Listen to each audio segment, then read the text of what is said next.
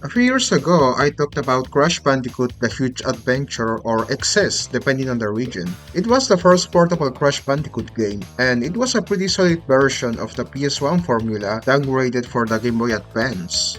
Although it was a really short game, with fewer levels and bosses than your usual Crash game. I did, however, feel it was a cool little version of the formula to take on the go and enjoy for a little bit. One thing I will say about this game though, is that it didn't innovate too much when it comes to the gameplay. It was essentially a blend of Crash 2 and 3, and it felt extremely basic when it comes to gameplay, which is actually not a bad thing, but it also doesn't bring any new elements to the table. However, the second GBA Crash game, N-Tranced, will change things up a little, and it will feel a lot more unique than Huge Adventure did. Allow me then to talk to you about this interesting and rather overlooked game. Crash Bandicoot 2 N-Tranced was the first ever Game Boy Advance game I've ever played, so my nostalgia and memories of playing this while waiting for an appointment at a hospital might make me a bit biased. But can you really blame me? Being able to play a Crash Bandicoot game on the go back then was life-changing to me, as I was already a huge fan of the franchise. I never got to experience a portable game like this before, so it was a pretty exciting experience for 10-year-old me for sure. Now, for anyone who has played the PS1 games or even Huge Adventure but hasn't played this game, let me tell you, it is a pretty cool example of how you can take an already established formula and add something new to it without drifting away too much. The first thing that we gotta talk about is the main story of the game, which presents us with Uka Uka being tired of Cortex being unable to get rid of Crash Bandicoot, and decides to put N-Trophy in charge, with the help of a brand new villain, N-Trance, who you may have seen first in Crash Nitro Kart and Go. Who the heck is this egg character? Trust me, I played CNK before this and I had no idea either. So Entropy kidnaps Coco and Crunch, and in a failed attempt to also kidnap Crash, gets Fake Crash instead, brainwashing all three of them and subsequently putting them against Crash. And now it's up to us to save them and defeat N-Trance and N-Trophy. A much more clever idea than shrinking the Earth only to get rid of a single marsupial, if I do say so myself. Also, this is the first Crash game not to feature Neo Cortex as the main villain. In fact, Cortex does not appear in this game at all, story-wise or as a boss, and this was almost 20 years before Crash 4. So this will make the very first Crash game where N-Trophy is the main villain. This game, unlike the previous one, which was a blend of Crash 2 and 3, is more of a blend between Crash 3 and Wrath of Cortex, with some of the enemies and vehicles from that game making an appearance on this one.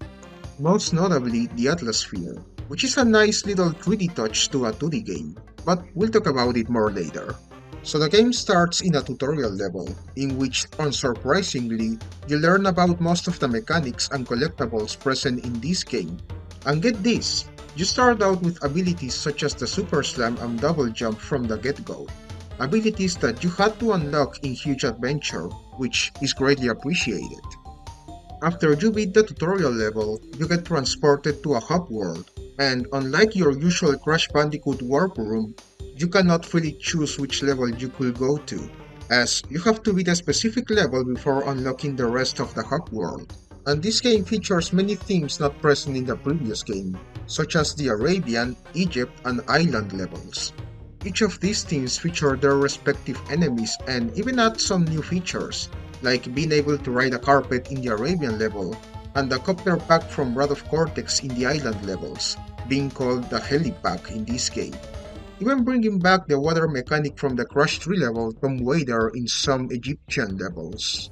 There's also a couple non-platforming levels, such as the water ones where you have to break boxes while being chased by a shark in a jet ski. And this level is very reminiscent of the Jedi chase section in Huge Adventure. And as I mentioned before, there's the ELSWHERE levels. And I need to take a moment to talk about these kind of levels because I have some conflicting thoughts about it. On one side, I do appreciate the fact they decided to add some 3D aspect to this game in the form of an isometric kind of level, where you can control a ball with a 3D Crash or Crunch model inside of it. I think that's pretty cool. However, this has to be one of the most frustrating levels to get through when it comes to controls, as you gotta be extremely careful at all times since there's many obstacles such as nitros, rolling bamboos, and even lasers that could kill you instantly. Not to mention you could fall off the level at any times while trying to freely navigate through it. This is the same thing that I hate about Sonic games. If there's a level where I'm supposed to go fast and enjoy going fast, why the heck do I need to be so careful about everything? It just kills my overall momentum. But either way, I still feel this is a cool level for GBA standards for sure. There's also the space levels, in which you play as Coco, and you need to go away from a fireball as you deal with enemies and obstacles along the way. It's like the jetpack level in Huge Adventure, only a lot more dynamic and chaotic. This feels a lot more satisfying to control rapidly than the ELSWHERE 2, at least in my opinion. Now, I wanna talk about one of the most unique and interesting aspects of this game, which is the color gem collecting system. Usually, in a Crash game, you collect a color gem by going to a secret area, death route, etc. And there's 5 of these color gems in the game: purple, red, green, yellow, and blue. But in this game, there's only 3 color gems: red, blue, and green. And the reason for that is very simple. Each of these gems is divided in 4 parts, to be more specific, 4 shards, making you have to collect 12 shards in total to get the 3 color gems. And while these are still in unusual areas, they're a lot easier to collect, and the game even gives you hints on where said areas are. This is hands down one of the most innovative and interesting things I've seen from a Crash Bandicoot game. And while it isn't a groundbreaking mechanic on the grand scheme of things, it's still a pretty neat way to narrow down the hunt for color gems, and trust me, you'll need these gems for later. Now I want to talk about the bosses and the power-ups that they give you, because let me tell you, they are quite something. As I mentioned before, N-Trophy brainwashes Crunch, Coco, and Fake Crash, and they're actually bosses that you need to battle in that order, with Crunch being a battle in the Arabian level in a carpet ride, Coco a battle in the island level with the helipack, and Fake Crash a mimic battle in the Egypt level. And for the power-ups, we get recurring ones like the Super Spin and the Super Fast Shoes at the very end. But there's 2 that make their debut in this game, only to never be seen or used again in another Crash game, and let me tell you, they are a lot more useful than the stupid tiptoe mechanic in Wrath of Cortex. First off, we have the Super Slide, which allows us to slide longer than usual. This not only comes handy for breaking larger stacks of boxes, but it's also helpful as a speedrun strat and for time trials. We also have the Rocket Jump, which allows us to jump ridiculously higher than usual to reach new areas and even boxes. So yeah, 2 new power-ups that make this for sure an experience a bit more varied than your usual Crash game. But wait, Manny, I hear you say in the distance. Maybe? Those are not all the bosses in this game, right? What about those 2 dudes you mentioned at the beginning? You know, the trophy and the egg? So yeah, you do end up battling N-Trance at the end, and his fight has 2 phases that may be hard to master at first, but once you get the hang of it, you can easily get through him. First, you have to go under him as he jumps, and then jump as he shoots his robotic arm at you. After that, you just gotta spin his head to where Fake crashes, for him to drop lava from above him, and avoid his projectiles. Definitely a better final boss fight than whatever Cortex was in Huge Adventure. But, as expected, after you beat him, it is not the end of the game, as N-Trophy is still on the loose, and has to be defeated. So what do you do to reach out to him? You might be thinking, oh boy, I have to go out and collect all the gold relics like in the previous game, right? Nope. In this game, the developers were kind enough to not have you collect any relic to be able to get to N-Trophy and get the true ending. So what do you do then? Well, remember the color gem shards I was talking about earlier?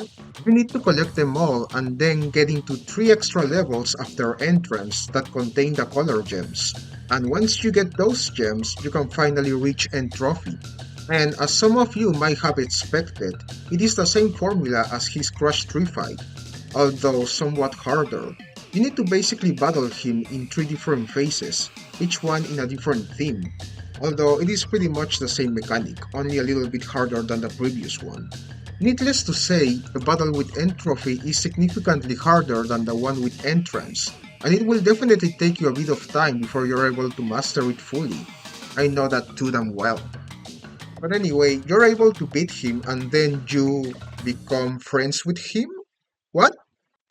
At least that's the conclusion I get from this frame of everyone getting a pic together. You would expect him getting banned into the Shadow Realm or something, but I guess not. GG, I guess. But yeah, that's pretty much how you get the true ending. And again, you need absolutely no relics for this final boss battle with N-Trophy. Although time trials and relics are still a thing, and you're more than welcome to do them if you want to get a 101% total in the game. Will I recommend it? Not really.